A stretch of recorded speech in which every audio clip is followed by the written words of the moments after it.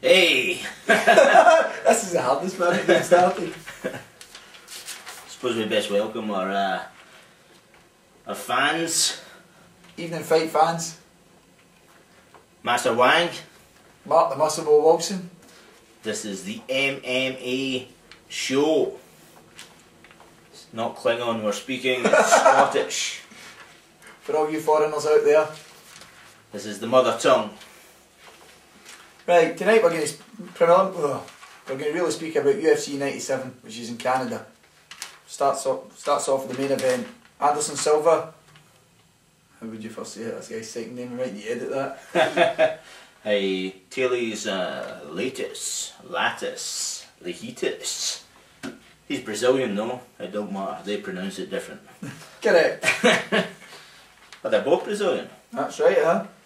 To be honest with you, I think this is going to be a bit of a disaster, that fight. I think it led pretty quick and hard. Well, the last time Anderson Silva had anything to do with a Canadian, that was a bit of a disaster as well. So fell over with a sore leg. Down the brakes. But later in a YouTube video, he stated that he was beating up Anderson Silva. He was in the process of doing something which living in fantasy that no one else had ever done. Living in a fantasy. But the Canadian bout's quite interesting because they had problems at the start with the elbows for the Canadian authorities had said the elbows been ruled out. They brought them back in. They've done a deal, but I think at the beginning there was a bit of controversy with the fact that the Canadian Commission, or whatever they're called, had said no elbows. Okay. Well, it's all good in the hood. It's good to say. Well, how do you see that fight going? Anderson Silva, 100% mark. I think I pretty much agree with you. I don't think Talis Lettuce has fought anybody of any calibre at all. Well, Nate Marquardt, which I think he lost to. That was a dodgy decision in my opinion.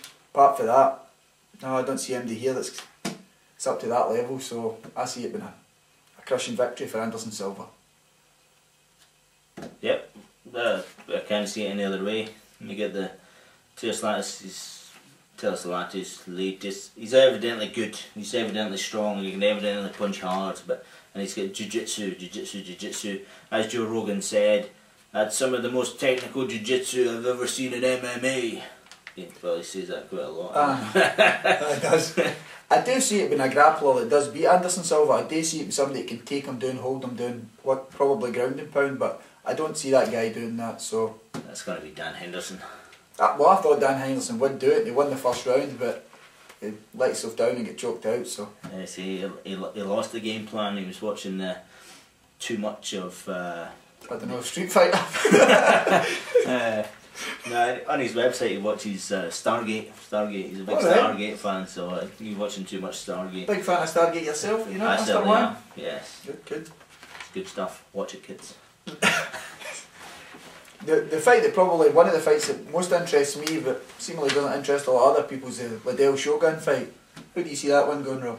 Well, Liddell, he's an old guy, but he's got a lot of experience. I think it was your good self, the Muscle Mole, who said that he might have been peppered, or might have, through his fight career, he's been getting handed particular kind of fighters that make Chuck Liddell favourable because he's marketing prowess and his potential for brand awareness for the UFC. They've guided him through particular fights, and with this fight I don't think he's got that. I think Shogun, after his Coleman fight, he was looking shabby, out of breath, and I think he'll be looking to take it to Chuck, so hopefully Chuck's came with the best performance he has. I agree with you. I think Liddell has been spoon-fed a lot of grapplers over the years, just basically set up for him to knock out. But I think Shogun, although his gas tank looks particularly suspect, I think if he gets that together, I think he can do it. The rumours are he's training jiu-jitsu and wrestling, so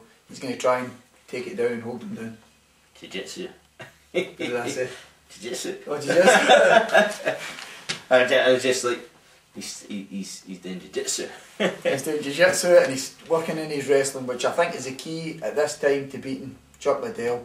I think if he sticks with the leg kicks, keep him guessing early, take him down, hold him down, which not a lot of people have done, I think he can either grind out a victory or pound him out. And he's doing that jiu-jitsu with Damian Maia, who Joe Rogan will quite happily say has the best at jiu-jitsu in all of MMA. Well, another one.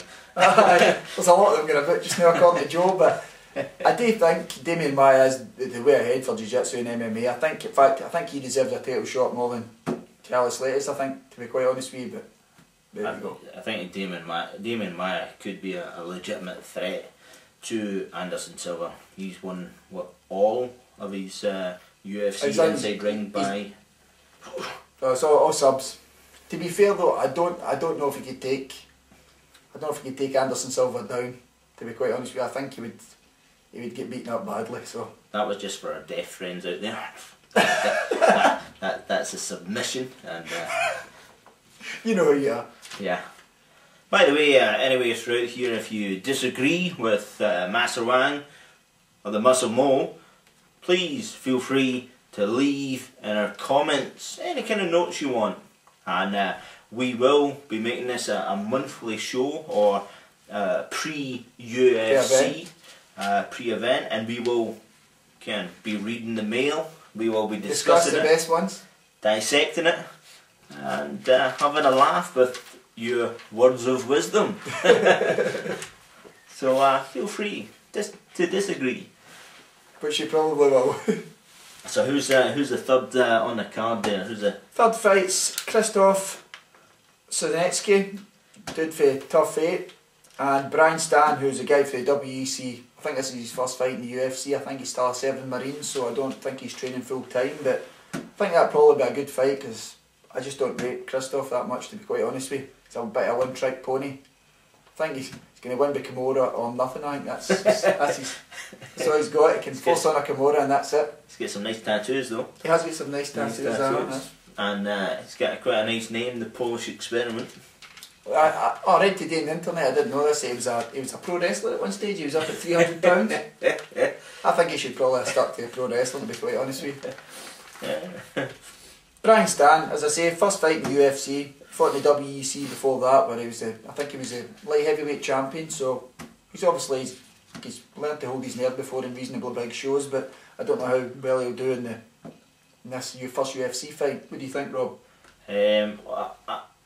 I personally, my main, as you know, thing is entrance music. Okay.